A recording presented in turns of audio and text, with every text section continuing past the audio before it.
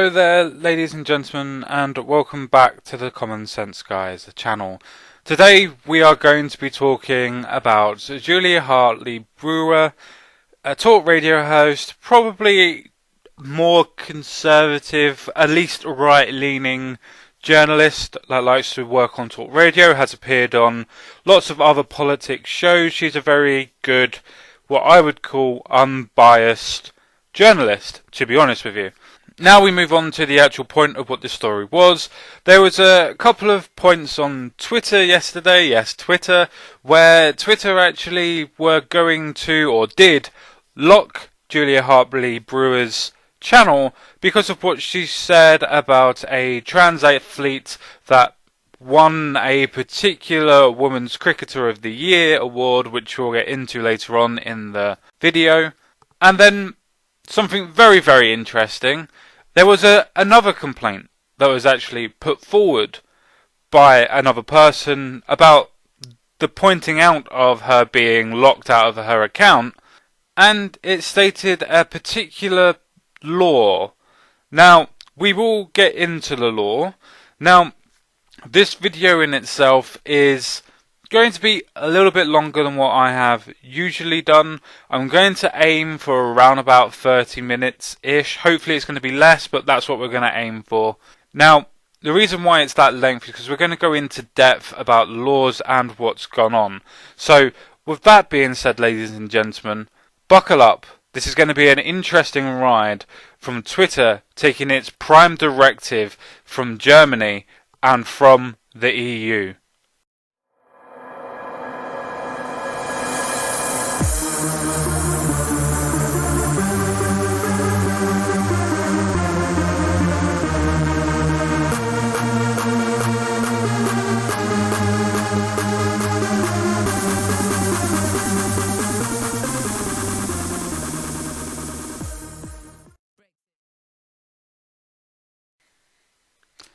So let's start off with the fact that Julia Hartley-Brewer is probably a little bit more right-leaning in her politics, at least by today's standards. Some people might actually argue that she's probably 90s Labour, quite down the middle, broad church of opinions, different on this, different on that. So it all really depends. She is a Brexiteer, she is somebody that also likes a little bit to do with, as I said, Labour policies and things like that. So she's kind of smack dang in the middle, but I would say by today's standards, she's classified, especially by the left anyway, as having right-wing views, simply because of having difference of opinions on how things should be done to help and benefit people. But that all falls to the wayside at this minute in time, because what we're actually going to talk about at the minute is just to do with what happened on Twitter for the moment about Julia Hartley-Brewer. So, let's get into the actual Twitter point, shall we? So, as you can see up on screen now, this is the tweet that piqued my attention, should we say, from when watching this. Twitter has just locked my account for this, Julia Hartley-Brewer says. Tweet about a transgender cricketer. I covered up the name, so my account isn't locked again. The cricketer is openly living as a trans woman and is a biologically intact man. What privacy law have I violated? We'll get into the apparent privacy laws and where they originate from very soon. Let's just say that they have a German original? Let's just say that, shall we? Now what you're seeing is the screen cap or the picture that Julia actually posted with the tweet that I just read out, which is a Twitter point, or the thing that Twitter actually tries to explain that doesn't actually explain anything whatsoever to you. But this is what actually comes up and what Twitter actually said to Julia about why her account got locked. So starting from the top, your account has been locked. What happened? We have determined this account violated the Twitter rules, specifically for violating our rules against posting private media of an individual from a country with a recognized right to privacy law. Interesting. sting, considering that the story that she linked, which is linked, actually has stories actually in them. So, interesting that Twitter decided to ban or lock her, but not the stories that are also being put around on Twitter at this point in time. Very interesting, isn't it? Now, the actual tweet itself is of a 6-foot man called Maxine something or other, who self-identifies as a woman despite having no surgery or medical treatment, has won Kent Women's Cricketer of the Year award. This is just plain wrong. There will be no women's sports left soon. Very interesting, isn't it? That was the actual tweet that she has her account locked for. That specific tweet there. Interesting, isn't it? Now, some people might go to the point of saying, well, you know, she doxed the person. No, she didn't.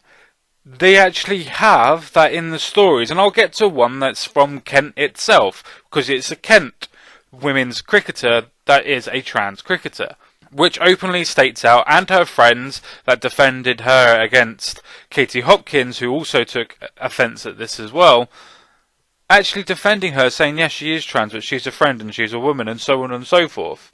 So it's not like she is hiding who her identity is and what she was before. She is openly and happily putting that down as fact. So Julia hasn't violated any laws of privacy whatsoever.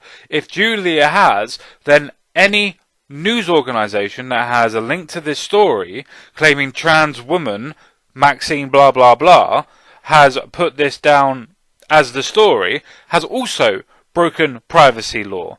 But we'll get to the privacy law very soon. I wanted to get to the next part of this from Twitter's perspective. So now we have another message to Julia Hartley-Brewer from Twitter. Now, reading straight from the message, hello! We have received a complaint regarding your account at JuliaHB1 for the following content. Literally the tweet that we've just gone through about Twitter has just blocked my account, or locked my account for this. But let's just go past what it says afterwards, which is, we have investigated the reported content, as in somebody has gone out of their way to report the content for this to happen, and for Twitter to take it seriously enough to actually investigate it, so probably more than one that has reported this, and could not identify any violations of the Twitter rules from their Twitter rules point. Now, before we read the last part and we go off into a tangent about all of that, let's read what the Twitter rules would be, specifically regarding what privacy would actually be on this. So, as you can see, this is actually from the Twitter's page itself. I will link in the description the actual whole page for the Twitter rules if anybody is interested. But this is specifically to do with, remember what Twitter's reasoning was for banning or locking Julia Hartley-Brewer's account, which was it violated privacy laws. Now, we'll get into the German privacy law very soon, but this is Twitter's privacy law and how it's stating that somehow Julia Hartley-Brewer actually somehow broke that to get her account locked. So, privacy, private information. You may not publish or post other people's private information. Interesting. Such as home phone number and address, which Julia obviously didn't do without their express authorization and permission. Now, some people in the chat or some people on the comment section of this video, or just in general thinking this, will think, but she posted the cricketer's name. Remember, the cricketer's name is actually public information for anybody who actually searches for the cricket team, as the team is obviously posted all the time, especially on Kent local news and outlets as that. Remember as well that she also just won an award which also put her name out there. So Julie Hartley-Brewer isn't actually doxing this person or anything else like that. It's actually taking names and information sourced by news outlets to actually express her opinion on a situation. So no privacy has been broken by Julia Hartley-Brewer on this. It has just been her reporting on what has been reported. But let's carry on reading.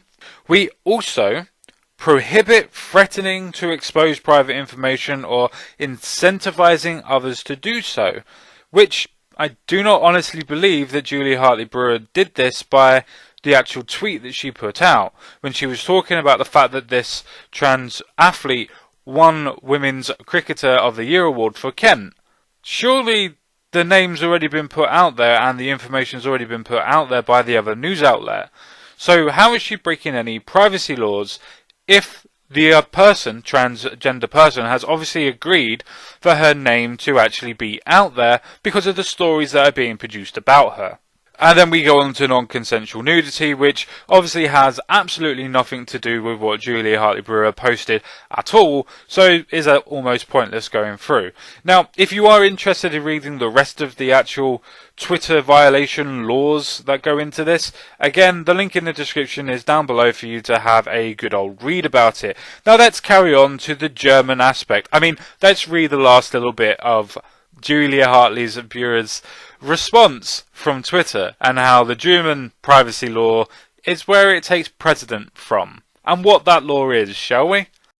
So, this is the German laws, and this is specifically the German privacy laws. Now, if we go into relevant legislation and competent authorities, we go to since the 25th of May 2018, the principal data protection legislation in the EU has been Regulation EU 2016-679, the General Data Protection Regulation, or the GDPR.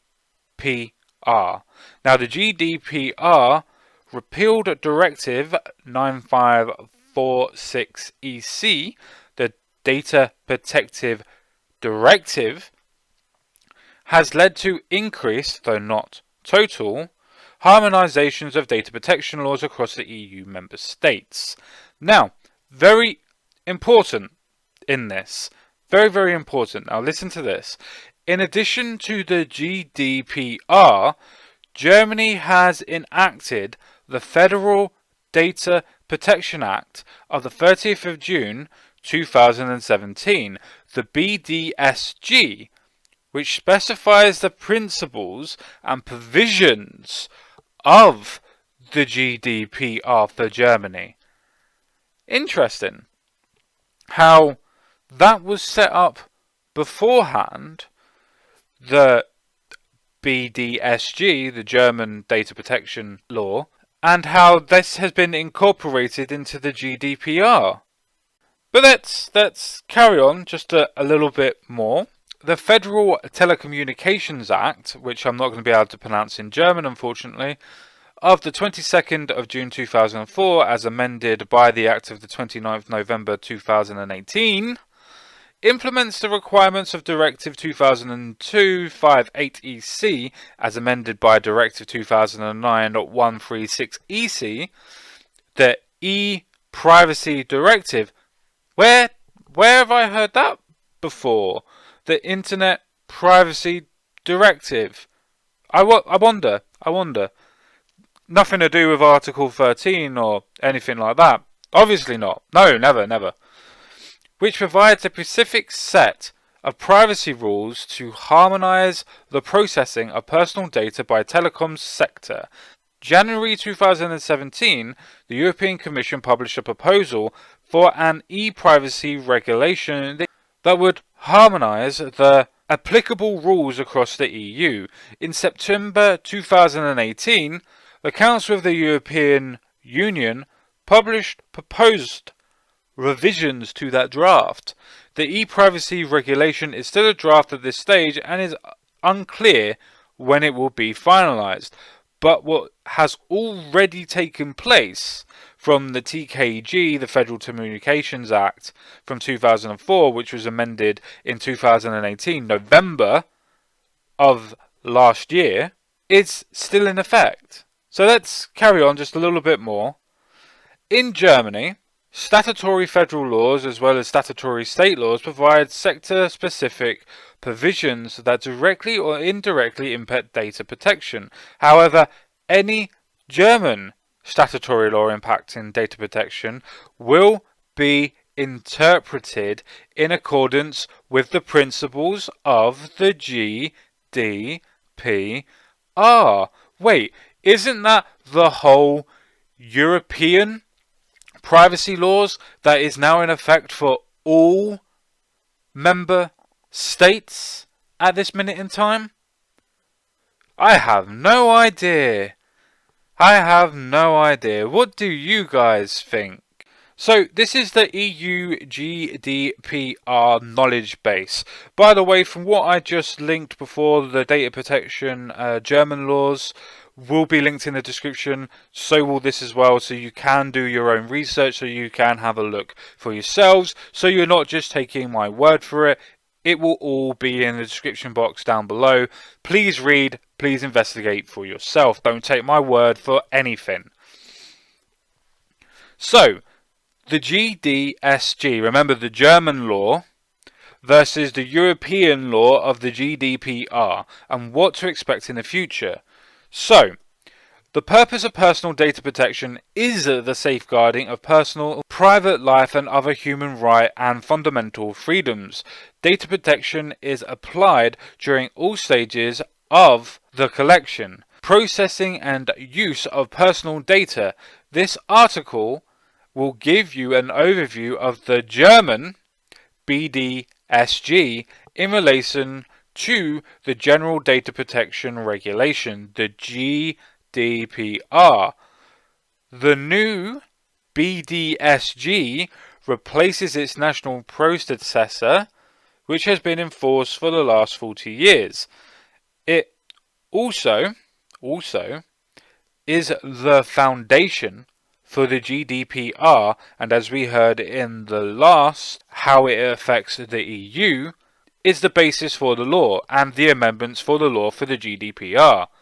Now, if you want to go through all of these different amendments and when it was put into place and what happened and so on and so forth, then by all means, please do. At this point in time, I wanted to show you that the GDPR, the General Data Protection Regulations from the EU, actually has its foundations in the German BDSG, the German version of the law that is for data protection and for personal data protection, which is what Twitter was trying to get Julie Hartley-Brewer's account locked on, as in it's taking its directive from EU law, but not stating that it's EU law, but coming from German law, hence why it said German law or German privacy laws. I just wanted to stick that in there for you guys to actually have a look, and the information for you guys to be actually have a read through and to see that the EU's directive is still coming from Germany overall and specifically. Now, that doesn't mean that I think Germany are necessarily the diktats to the whole of the EU. I don't think that at all, but I do find it very interesting that German personal data protection laws are now integrated into the whole EU member states and is now being quoted as the foundation for laws that are being operated by Twitter. As in, this is now German law. Somebody in the UK that is operating in the UK is now being affected completely and utterly by German law, even though they are not living in Germany. And this is the point of Brexit. The fact is that German law can no longer dictate to what happens to the people in the UK into English law. The same as they won't be able to dictate what happens to people in France, Holland, Belgium, or wherever. That the German can only interfere with Germany, and vice versa for any other country can only interfere with their own country's laws, rather than it being a blanket statement and being blanketed across the whole of the EU and having their directive affect us, which we didn't vote or approve of those laws. But those are just my opinions. What do you guys think? So I can hear people crying, what is the reason for this video and why did you decide to do this video? Well, the point is not because of the issues raised, the point was not because of any sort of issues that seem to be attributed to what's going on, or even Julie Hart-Brewer herself. It is all to do with the fact that somebody was commenting on a news article that has been produced locally, that had started to go around nationally, that was picked up by a couple of, using air quotes, right-wing activists to be able to pinpoint, denigrate, or do whatever that they were supposed to do with this story, or, point out some inconsistencies and, women rightly being annoyed that what they perceive to be as a man interfering with women's sports, and so on and so forth. Again, what they perceive. And yet, those people that have maybe wrongly or rightly expressed those opinions, maybe in a derogatory or in a matter-of-fact way in Julie Hartley-Brewer's case, have been silenced, or have attempted to have been silenced. Remember, Julie Hart-Brewer is not your run-of-the-mill YouTube shitlord. She is somebody who is a national journalist. She is on the BBC, she is on Sky News, she has her own talk radio show that is national. She is not somebody that is just run-of-the-mill trying to shitpost all the time. She actually has legitimate reason to be a journalist. Now, the reason why this is very important, the reason why I did this video, is because if somebody like Julia Hartley-Brewer, which is probably somebody who is run-of-the-mill, milquetoast, kind of plain bread and butter, as centre as possible, maybe with a little bit of right-leaning tendencies, can be silenced for speaking their opinion, then how does this work for other people that don't have the power or the lawyers behind them to be able to get their account unlocked or unblocked?